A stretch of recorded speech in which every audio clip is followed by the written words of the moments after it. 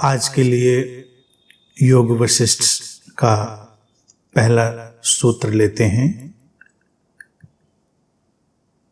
कहते हैं योग वशिष्ठ में, the knowledge of the self is the fire that burns up the dry grass of desire. This indeed is what is called samadhi, not mere abstention from speech. अर्थात सूत्र कहता है कि स्व का जो ज्ञान है वो उस आग की तरह है जो इच्छाओं की सूखी घास को जला देता है, और वास्तव में यही समाधि है। केवल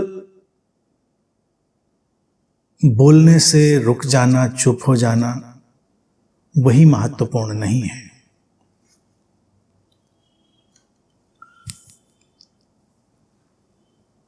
इन सारे सूत्रों पर जब हम बात करेंगे तो हमको पृष्ठभूमि भी अपने ध्यान में रखनी होगी कि एक प्राचीन पृष्ठभूमि में इनकी रचना हुई, फिर उनको अनुवाद भी उसी ढंग से कर लिया गया। और तो उदाहरण, भाषा कई बार पुरानी होगी, उसको हम नए पैरहन में, नए वस्त्रों में लेकर आएंगे।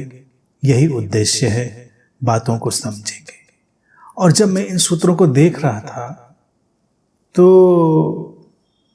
मुझे लगा इतना सरल, इतने बोधगम्य ढंग से कि लोगों की समझ में आ सके, ये बातें हमारे ऋषियों ने कह दी। और बिना किसी सूत्र या किसी पुस्तक का कोट किए हुए जितनी भी बातें इधर से भी कही गई हैं, सभी साधकों, खोजियों को, मित्रों, प्रेमियों को, वो सब उसमें शामिल है। तो कोई नई चीज वस्तुतः इसमें से नहीं निकलेगी।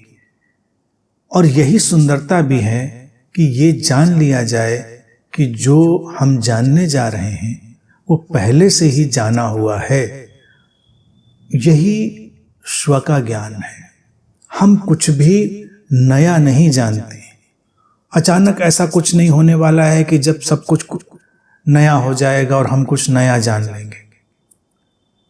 ये शाश्वत ज्ञान है, शाश्वत प्रज्ञा है, हमारे भीतर हमेशा से सोई हुई है, विद्यमान है। हम बस उसको उद्घाटित करते हैं। सूत्र कहता है कि स्व का जो ज्ञान है, यानी कि जब हम अपने स्रोत की तरफ लौटते हैं, हम अपने उस अनभिव्यक्त अनंत संभावनाओं के जो क्षेत्र की तरह स्रोत हमारे सामने विद्यमान है, जब उससे जुड़ते हैं तो ये जो इच्छाओं का सारा विस्तार है वो एक ड्राई ग्रास की तरह हो जाता है, एक सूखी घास की तरह। और वो आत्मबोध एक जलती हुई आग की तरह हो जाता है। उस आत्मबोध में हमारे स्रोत से जुड़ जाने की उस प्रक्रिया में इच्छाओं की सूखी घास आग पकड़ लेती है और जलकर भस्म हो जाती है। सूत्र कहते हैं यही वास्तविक समाधि है।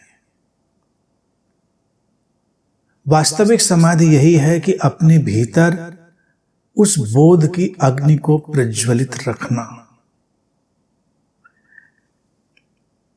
केवल बोलने से दूरी बना लेना, चुप हो जाना,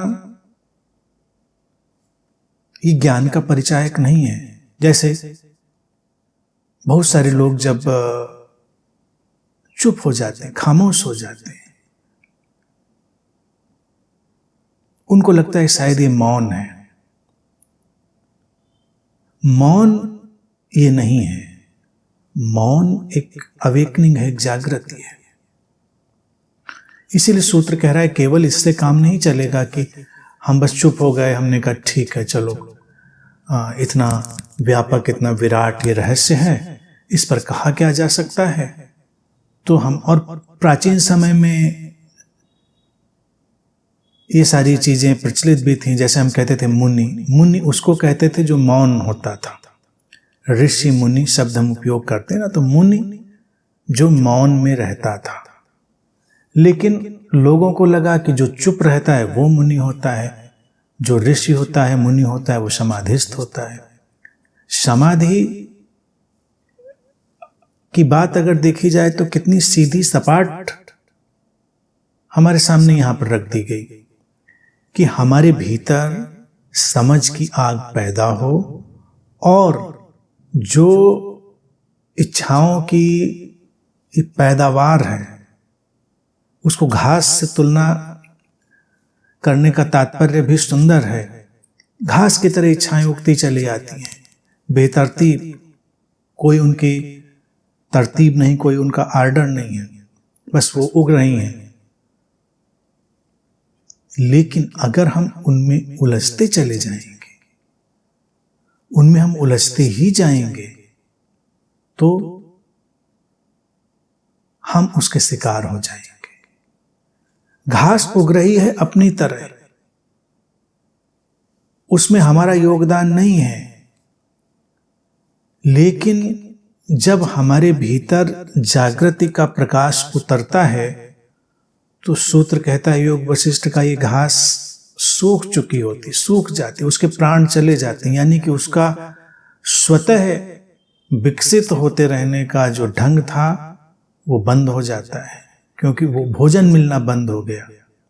घास को भी तो पानी मिलना था, उसको भी तो धूप मिलनी थी, उसको भी तो नरिशमेंट मिलना था, पोषण, तब घास बढ़ती चली जाती। अब भीतर जो जागृति आई एक ज्ञानी व्यक्ति के, उसने इच्छाओं को पोषण देना बंद कर दिया। इच्छाएं अभी घटेंगी, ऐसा नहीं, क्योंकि इच्छाएं मूल रूप में जीवन को संचालित करने का एक व्यवहारिक उपकरण है। तो यहां पर भी उसी कंसेप्ट को हम लगाएंगे और सारी बात स्पष्ट हो जाएगी। फंक्शनल डिजायर्स और फिक्शनल डिजायर्स। फंक्शनल डिजायर्स रहेंगी, यानी कि जो जीवन के उपयोग के लिए क्रियात्मक इच्छाएं हैं वो रहेंगी, और फिक्शनल डिजायर्स जिनका कोई भी सिरा नहीं है, जिनका कोई भी मतलब नहीं है, जो बस जंगली घास की तरह बढ़ती जा रही है, वो कहानियां वो हमने पैदा करी हैं, हम उनमें उलझे हैं, तो वो नहीं होंगी, वो रुक जाएंगी, उनको पोषण मिलना बंद हो, वो सूख जाएंगी, और सूखेंगे ही नहीं, जलकर राख में बदल जाएंगे, क्योंकि वो ज्ञानी अब उन फिक्शनल डिजायर्स को, उन काल्पनिक इच्छाओं को पोषण नहीं दे रहा होगा। भारतीय दर्शन में जिन्हें हम वासनाएं कहते हैं, वासनाओं का फैलाव कहते हैं, वो वही फिक्शनल डिजायर्स है, काल्पनिक इच्छा जिनका कोई अंत नहीं। बुद्ध जिसको कहते हैं तृष्णा, तृष्णा दुष्पूर है, यानी कि उसे पूरा किया ही नहीं जा सकता, कुछ भी कर लो। तो अगर कोई सोचे कि अच्छा चलो हम एक बार हर चीज करके देख लेते हैं, तो इस संसार में वो जीवन पर्यंत भागता रह सकता है, हाँफते हाँफते मृत्यु को प्राप्त हो जाएगा, लेकिन उसकी जो इच्छाएं हैं, तृष्णाएं हैं, वो पूरी नहीं होंगी, दुष्पूर है, पूरी हो ही नहीं सकती। इसीलिए सूत्र कह रहा है कि ज्ञानी तो वो है जिसकी तरफ से पोषण नहीं गया, अब केवल जीवनों उपयोगी इच्छाएं उठेंगी। भूख लगी, भोजन की इच्छा उठ जाएगी, शरीर को सुरक्षा देनी है, सुरक्षा की स्थितियां उठ जाएंगी। लेकिन भोजन की इच्छा अगर तृष्णा में बदल जाए तो अंतहीन है, शरीर को सुरक्षा देने की इच्छा तृष्णा में बदल जाए तो अंतहीन है, फिर दुष्पूर है, फिर वो नहीं थमने वाली। और इस जीवन के लिए जो आवश्यक है वो बहुत कम है। तृष्णाओं के लिए पूरा जीवन कम है।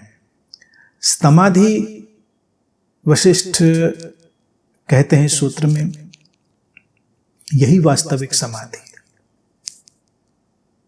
एक जागृत व्यक्ति इच्छाओं के पीछे नहीं भाग रहा है, वो अपने भय, अपनी वासनाओं के पीछे नहीं भाग रहा है, वो सूख चुकी हैं और जल्दी ही उसकी बोध की आग, जागृत की, अवेकनिंग की, समझ की आग उनको पकड़ेगी, समाप्त हो जाएंगे।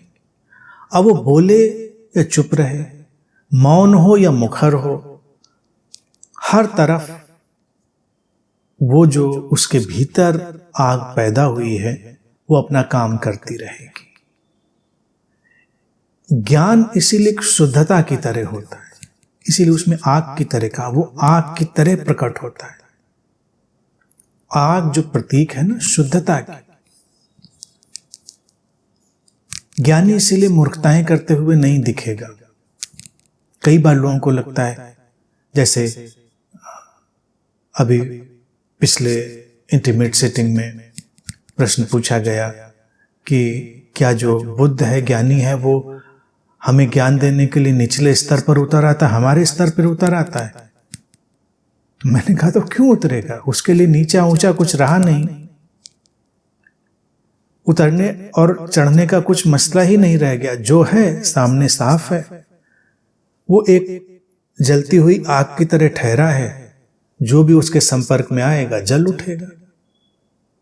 और जल उठेगा इस तरह से क्योंकि सब व्यर्थ का उसके भीतर से खोएगा।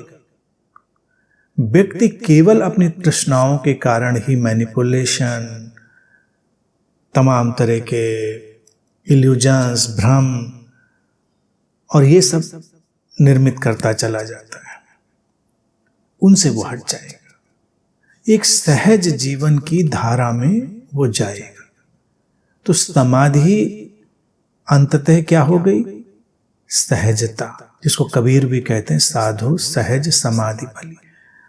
वशिष्ठ भी उतनी दूर पर अलग भाषा में वही कह रहे हैं कि जब इच्छाओं की जंगली घास सूख गई और ज्ञान की आग में जल गई तो बच गई फंक्शनल डिजायर्स, केवल क्रियात्मक इच्छाएं, जीवन को संचालित करने वाली इच्छाएं, वो रहेंगी, वो चलेंगी और ज्ञान की अग्नि जीवन को शुद्धता देती हुई चलती रहेगी और इस सहजता में ज्ञानी जिएगा, वही उसकी समाधि हो।